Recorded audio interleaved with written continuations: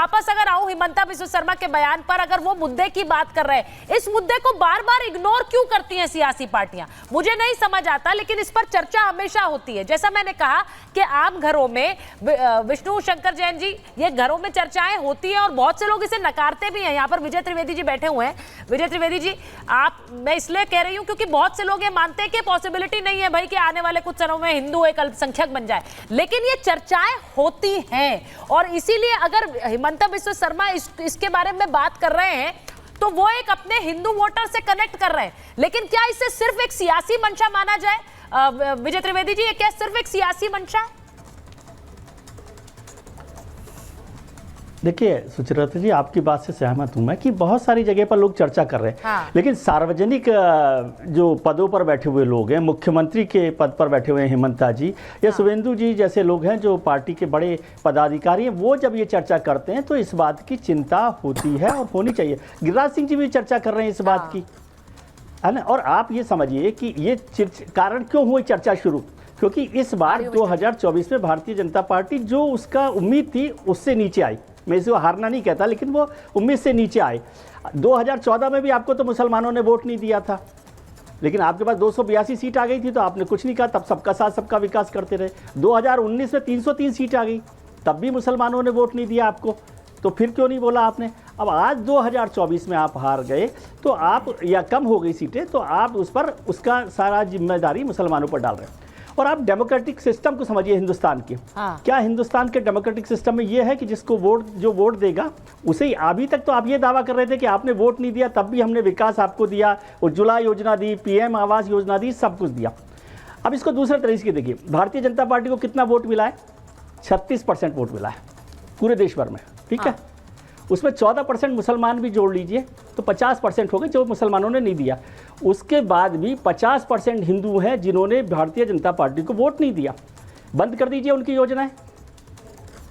अयोध्या में अयोध्या सीट जो राम जन्मभूमि के लिए सबसे महत्वपूर्ण मानी जा रही थी पूरे बीजेपी के एजेंडा पर, वहां पे अवधेश प्रसाद जीत गए पासी समाज की वजह से, ऐसा माना जाता है। पासी समाज के 4 लाख वोट मिल गए, तो सरकार बंद कर रही है योजना पासी समाज के खिलाफ। तो आपका ये कौन से सवाल डेमोक्रेटिक सिस्टम पर आप काम कर रहे हैं? और फिर मैं बार बार कहता हूं, मुझे प्रधानमंत्री पर भरोसा करता हूं मैं। प्रधानमंत्री कहते हैं सबका साथ सबका विकास, और शुभेंदु अधिकारी और हेमंत बिस्वा शर्मा तो जिंदगी भर माइनॉरिटी अपीजमेंट की पॉलिटिक्स करते रहे हैं सर। अभी तो आप ये कह रहे हैं कि ये डेंट कर सकता है बीजेपी को, इस तरह के बयान फर्दर डेंट कर सकते हैं, क्योंकि इसकी एक सोच ये होगी कि भाई ये वाले इस तरह डेंट करेंगे। विष्णु जी, आपसे पूछ रही हूं, जो शुभेंदु अधिकारी बोल रहे हैं, क्या आप उसमें आपकी सोच वो है कि जो हमारे साथ, हम उसके साथ वाली सोच पर आगे बढ़ने की जरूरत है?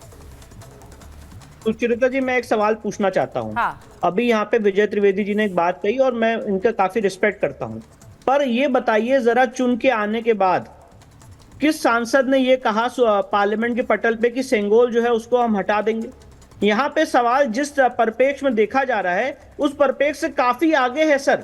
ये एक नेशनल सिक्योरिटी का इशू है। और प्लीज जरा मैं आप सबसे निवेदन करूंगा, एक रिपोर्ट पेश की थी गवर्नर ऑफ आसाम ने, लेफ्टिनेंट जनरल एसके सिन्हा ने 8 नवंबर 1998 को, और उस रिपोर्ट में यह कहा था कि जो इन्फ्लक्स हो रहा है, इलीगल इन्फ्लक्स हो रहा है बांग्लादेश से आसाम में, इसके बहुत ही भयावह कॉन्सिक्वेंस होंगे। नेशनल सिक्योरिटी का इशू है और अगर वो दिन दूर नहीं है जब आसामीज पीपल माइनॉरिटी में रिड्यूस हो जाएंगे। आप इसको पॉलिटिकल एंगल से देख रहे हैं। एक मिनट पॉलिटिकल एंगल छोड़ दीजिए, अभी इलाहाबाद हाईकोर्ट ने क्या कहा है कि वो दिन दूर नहीं है जब यहां इस देश की मेजॉरिटी माइनॉरिटी बन जाएगी।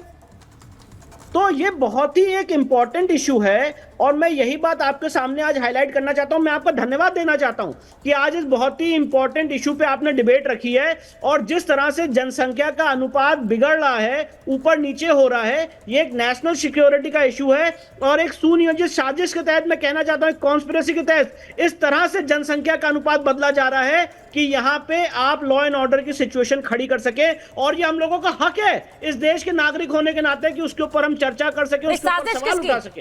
आप इलेक्टोरल प्रोसेस को फॉलो करें, कोई प्रॉब्लम नहीं है।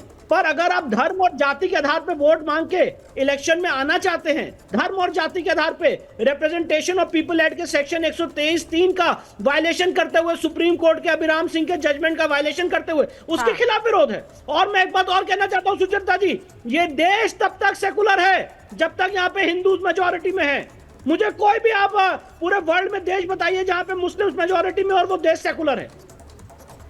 ये देश तब तक सेकुलर है जहां पे हिंदू मेजोरिटी में। लास्ट कमेंट जिस तरीके से विष्णु शंकर जी ने कहा, ये बताइए, सुन लीजिए, आप ये बता दीजिए, जब भारत के अंदर का हिंदू है, जब तक ये देश, अरे गलत बोलते हैं आप लोग, अगर हम ना होते तो ये मुल्क आजाद नहीं होता। इस तरीके की बात आप देश के अंदर कर रहे हैं। अरे हम हैं सबके साथ, लेकिन हम लोगों का करते हैं आप लोग विनाश, इस बात को नहीं कहेंगे। अभी जब आप ये कह रहे थे कि मुसलमानों की आबादी बढ़ रही है, अरे भाई मुसलमानों की आबादी कहां बढ़ी है? हमको देख लीजिए, हम कितने परसेंट है, अब बहुसंख्यक को देख लीजिए वो कितने परसेंट है, उस पर कभी आपत्ति नहीं आ रही। लेकिन जब भी आप बात करते हैं मुसलमानों की इसीलिए तो बहुसंख्यक कहा जाता है के बात आप क्या इसीलिए तो बहुसंख्यक कहा जाता है कि बहुसंख्या है और इसीलिए अल्पसंख्यक कहा जाता है। लेकिन उसमें बदलाव हो रहा है और उसमें कोई दिक्कत नहीं है। लेकिन मैं उस सवाल पर जो बात हिमंत बिस्व शर्मा ने उठाई है कि क्या वो डेमोग्राफिक चेंज एक देश की तस्वीर बदल देता है, और उस पर एक अंकुश लगाने के लिए क्या कुछ ऐसे समाधान हैं जिन पर देश की सियासी पार्टियां कभी चर्चा नहीं करना चाहती। उन्हीं में एक जनसंख्या कानून है। हम तो सवाल सबसे पूछेंगे जो सत्ता में है, उनसे भी सबसे पहले तो उन्हीं से सवाल पूछेंगे कि क्या इसको लेकर कोई कदम आगे उठाया जाएगा या फिर सिर्फ बयान दिए जाएंगे और कदम कोई नहीं उठाया जाएगा। बहुत बहुत धन्यवाद आप सबका महाभारत में।